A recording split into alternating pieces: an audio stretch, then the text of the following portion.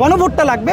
বিয়ে শাদী কাবিন এটা মনে হয় নাসির ভাই এবং এনসিপির বলা উচিত, এটা তারা ভালো বলবে, কারণ আমরা কোথাও কাবিনের স্বাক্ষরও করি না, আমরা বিয়েও করি নাই। এটা আসলে খুব সিগনিফিকেন্ট কোনো ইস্যু না। দুনিয়ার সব ব্যাপারে কথা বলি তাইলে তো আসলে হবে না। গণভোটের ব্যাপারটা আমরা ইনকিলাব মঞ্চ থেকে আগামী কালকে হয়তো আমরা প্রেস মিট করে বলবো যে এখানে আমাদের অবস্থান কি।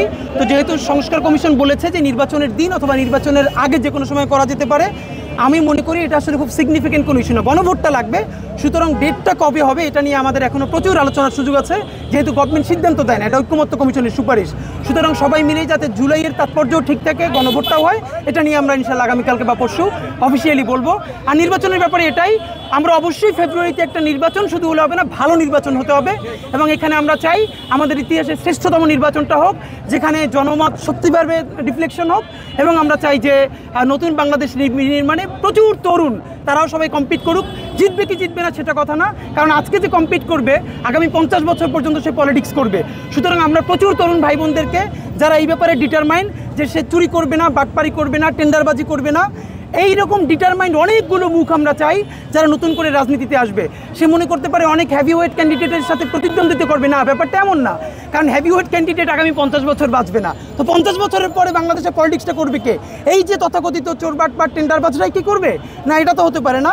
সুতরাং আমরা আমাদের তরুণ ভাই বোন যারা সৎ, সাহসী, মেধাবী, যোগ্য, তাদেরকে অনুরোধ করছি আপনারাও চিন্তা করেন, আমরা অ্যাপলিটিক্যাল জেনারেশন হলে হবে না, ভালো অর্থে পলিটিক্স করতে হবে এবং শুরুটা করতে হবে। একদিন না একদিন আমাদের বাংলাদেশ হবে ইনশাল্লাহ। আপনার কলি দিছে সেই বিষয়ে কি বলবেন? এটা এনসিপি বলবে ভাই, প্লিজ এনসিপির কথাটা এনসিপি বললে ভালো। না, এই নিয়ে আমাদের কোনো বক্তব্য নাই। আমরা যদি দুনিয়ার সব ব্যাপারে কথা বলি তাইলে তো আসলে হবে না, এটা এনসিপি বলবে। আমার নিজের প্রতীক আপনাদের কাছে যাই, মানে সাজেশন চাই যে যখন তফসিল ঘোষণা হবে আপনারা আমাদেরকে ভালো প্রতীক সাজেস্ট করেন, সেখান থেকে আমরা একটা প্রতীক নিব, যেহেতু আমরা ইন্ডিপেন্ডেন্ট ইলেকশন করব। আমি যেহেতু স্বতন্ত্র করছি, আমি তো আর ইনকিলাব মঞ্চ থেকে করছি না, স্বতন্ত্র করছি। এখন পর্যন্ত আমাদের অন্য ভাই বোনরা করছে না, করলে জানাবো ইনশাল্লাহ। না, কে বলেছে মসজিদ কেন্দ্রিক রাজনীতি না করতে? অনেক নাম বলেন, 3 জন। তারেক রহমান সাহেব বলেছে, জামাতের আমির বলেছে, বা এনসিপির কেউ বলেছে। মসজিদ কেন্দ্রিক না, যদি মসজিদের মধ্যে করতাম তাহলে হতো। আমি তো মসজিদের মধ্যে নাই ভাই, তখন রাস্তাও হাঁটবো না, বারান্দাও হাঁটবো না। আমরা আপনাদের মাধ্যমে বলতে চাই মসজিদের মধ্যে ব্যানারটা নিয়ে রাজনীতি নিষিদ্ধ করতে হবে। এখন অনেককে বলা হচ্ছে যে জামাত ইসলাম বিএনপির প্রোগ্রাম করে। আমি তো আমার এলাকায় দেখেছি বেগম জিয়ার ব্যানারটা নিয়েও বিএনপির প্রোগ্রাম করা হয়েছে মসজিদের মধ্যে।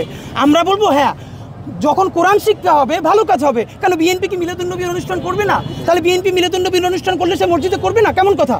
মসজিদেও করবে, রাস্তাও করবে, জামাতও করবে। তবে হ্যাঁ, একদম কোর পলিটিক্যাল প্রোগ্রামগুলো মসজিদের মধ্যে করা না উচিত।